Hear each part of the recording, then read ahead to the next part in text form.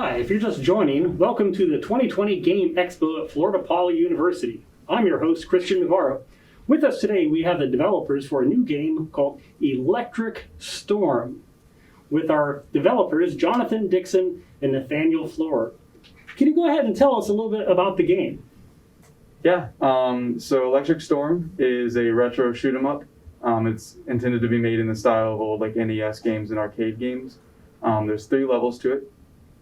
So you start out, and on the first level, you just have your basic weapon, and you fight enemies. There's 3 difficulty settings.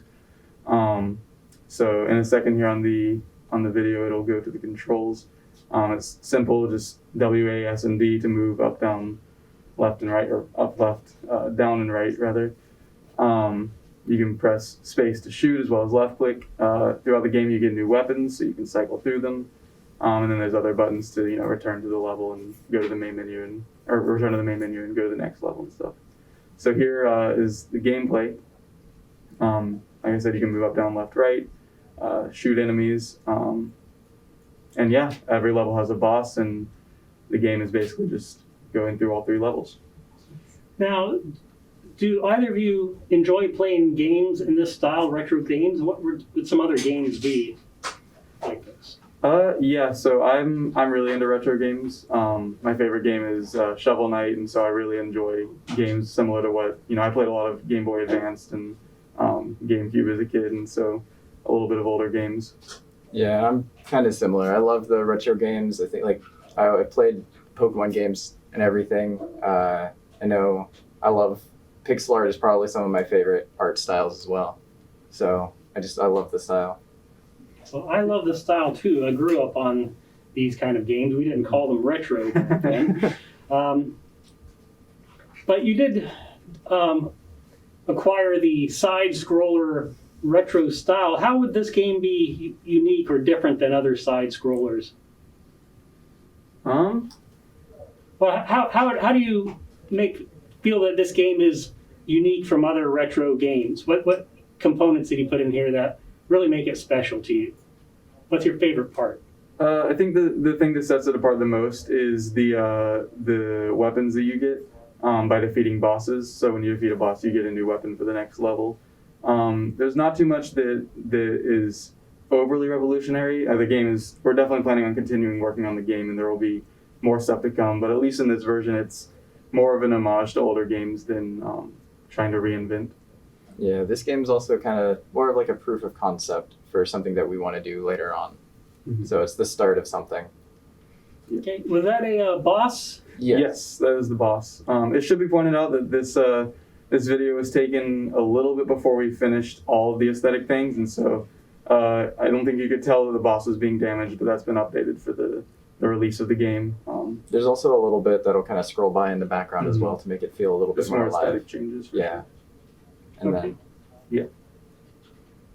How hard do you think this game would be for a new player? Or is it pretty self-explanatory? If you play it on easy or normal, it is fairly easy to get the hang of. Hard is where it gets a bit more challenging. I've had a couple of my friends play test it who are really good at with the shmups stuff, and they said it was a little bit difficult on hard, but just a welcome challenge. Mm-hmm. And I've had several friends play it who don't play a lot of games like this, and they definitely found that easy mode was a challenge, so it wasn't like it was just handed to them, but it was challenged in a way that they wanted to overcome it, and many of my friends were actually able to defeat it, at least level 1 on easy, that don't really play games that much. So we feel like it's a good amount of challenge that invites the player to get better instead of excluding players who aren't already good at these kinds of games. Okay, so they learn while playing. Mm-hmm. Yeah, excellent. It definitely requires you to kind of learn what's going on while you play. Mm-hmm. Now, there's a lot of action in this game. There's really cool retro graphics. I love the helicopters. It reminds me of Chopper Command in the 80s that I used to play. I'm curious, is there a narrative that ties us together, a story in the background? We're not at liberty to disclose the narrative. Like we said, we're planning on continuing developing into a more full game with much more levels and a lot of narrative actually tying it together. So you can think of this as kind of a prequel of a full game that will be released under the same name, hopefully next year. But yeah, then you'll be able to see some narrative. So when you're talking about a release, are you talking about Steam or some other platform? Hopefully, yeah. Hopefully. Yeah, we're working with another friend, Paul, who did some of the art and music, which, if you get the chance to check it out, the music is amazing. It's really good. So Which we can't even claim the music. Yeah. It's very well done. So you heard it here first. Electric Storm available not on Steam but at Florida Poly's very own itch.io to be soon released in a full release. Maybe you said next year. Hopefully by the end of next year, Hopefully. the latest. So you may want to get in on this action while you can. So how do we win the game? Is it just constant levels? You have to beat the boss. Is there a final boss? There's 3 levels. So at the start of the game, you can either just hit start game and choose your difficulty and go through them in a row, or you can hit level select and select which level you want to play and play from there. But each level has enemies that you have to defeat, and then after a minute or two, the boss will come out. You defeat the boss, and then once you defeated the boss, you unlock your new weapon, and you can go on to the next level. There's 3 levels, and so 3 bosses. And that's basically all there is. So there's the congratulations screen for beating the ship, and there's a new weapon. Can you tell us about those weapons? Yeah, so after defeating the first boss, which is the cruise ship, you get a boomerang. The boomerang goes out and returns. If you dodge it, then it goes behind you. So, without it, there's a limitation where you can't hit anything behind you, but now with the boomerang, you're able to kind of lead shots to things that are coming up from behind. Okay. And so, so on the second level, there's a new type of enemy. It's a jet that tries to track your vertical position. So it's a lot more challenging than the helicopters were in level 1. And so the second level boss is a bird robot that shoots missiles at you that you have to fight. And then the third level, we're gonna preserve the secret for when you play it on itch.io. So. Oh, okay. Yeah.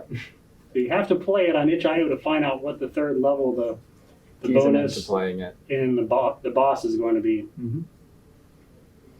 All right. If there's anything different than what we're seeing right now that's available on itch.io, what do you think you would like to expand on in the future? You mean like currently for the third level, or what we Or plan any to do level in the beyond future? that? Well, right now in the third level, the third level is pretty much just a boss level. We would like it to kind of keep that a secret, so like the player could just go play it themselves. It's fun. Yeah, it is. It's a lot of fun. We're happy with how it turned out. But I guess what I will say is from the bird boss that you beat here, since he was themed around missiles, the next weapon you unlock is a missile launcher. Mm-hmm. So it'll track the closest enemy, not boss, and then go and hurt it. Yep. And then other changes that aren't reflected in the video is on level 1, we were able to add some aesthetic things like an island going across the background to kind of give it a better, more cohesive feel, like you're there flying over the water. Oh, okay. I saw on level 2, it looked like you had a sun and maybe a dusk type setting. Yeah, that was really fun. That was a nice This is my favorite one that we did by at far. first level 2 was just blue background, and we were really bored with that. And so we made a gradient image and then put a sun asset, and I think you imported a Unity package for 2D point lights. And so we were able to have it, have this nice lighting effect on the environment. Seems like the video is glitching out. But yeah, so throughout level 2, the sun goes down, and once the sun is gone and the light's gone, the boss comes out and you have to defeat him. Yeah, so the boss spawns kind of lined up for when the sun sets. So the background is changing while there's gameplay going on, and they're all tied together. Yep. Well, that really makes the game more immersive. Wow. Well, there's a lot of action in that. I'm kind of wondering, what was the most difficult part of this? The game mechanics, the graphics? Can you tell us about some of the difficulties? So probably the hardest thing was we didn't do a ton of pre-planning, we did pre-planning, but throughout the process and making the game, we decided that we wanted to change it and kind of like upgrade it, add a little bit more. So the hardest thing was after we went in and we coded something, we would have to like go back in, recode it, rechange it a little bit. So it was just kind of like the changes that we decided to do was the hardest part. Oh, okay. Keeping it all cohesive was... Yeah. But we got it to where it's all it all works together, and it's definitely not spaghetti code. Yeah. But yeah. Well, that makes me think there's two of you working on this team. You said it's not spaghetti code, but how do you define your roles when working on the same game? Well, we used Unity has a cloud integration to where you can work on the same game at the same time, and it's actually really cool. Even if you edit the same files and you publish your changes, and the other person downloads, it won't overwrite. It only overwrites if there's a conflicting error in the code.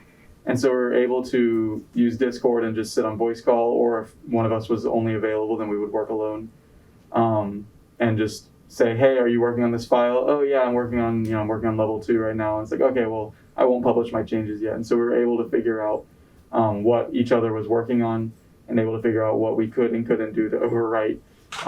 And so, if we were like, oh, we need to make sure that the missile tracks correctly and goes the right speed, you work on that, I'll work on making sure the helicopters shoot at the right rate and stuff like that. So we're always kind of trying to work on different stuff, and not, overwrite each other's stuff.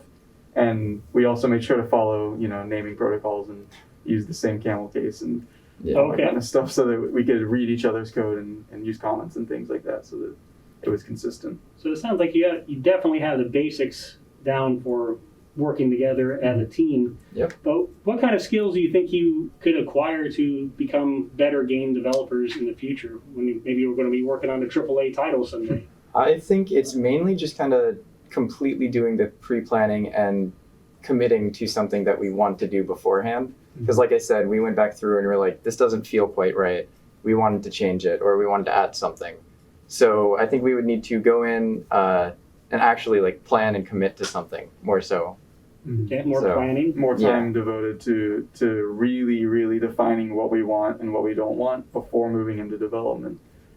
So that when we are developing, we don't have to say, oh, we didn't even think about this problem, or we didn't even think about this, enemy we want to implement, and have to change things around. So. Yeah. Okay, fantastic. Do you have any plans after Florida Poly? I hope to get into some game company, work with them, kind of like build up my knowledge, and on the side, working together with John to make our own games. But that's pretty much it. I just really hope that I can get into like a game company. That's the plan. All right. Yeah. Similarly, we're both graduating in May. I'm getting married actually in May, so I'll have to get a job so I can support that. I've got some, opportunities. I work at Publix, and so I might move to corporate. But similar to him, I'd love to work at a game company, indie preferably, and then work on my own games on the side, and hopefully be able to move into that being my career, working on projects that I'm passionate about. Well, it sounds like you've got an excellent start. I really love the retro graphics and the mechanics. I see similarities to Chopper Command I used to play in the early 80s. 1942, I believe, was another one. It actually had a blue screen like this with clouds, and you fought planes during different eras, going from helicopters to biplanes, the chop to jets. So I'm seeing some of the similarities, which I just really, really enjoy this kind of a game aesthetic. Yeah, we're really happy with how it turned out, and we're really excited to see what we can do in the future and how we can evolve it. Okay, excellent. So if you're also watching on Twitch TV and playing the games at itch.io, make sure to do the judging for these games. Give your ratings for all the games. We just heard about Electric Storm, so go ahead and play it, download it, see what you think of it, and give it an honest rating. Let us hear your feedback. We really like to know what you're thinking. So again, we have Jonathan and Nathaniel in the studio with us with Electric Storm. Thank you very much for joining us. Thank you for having us.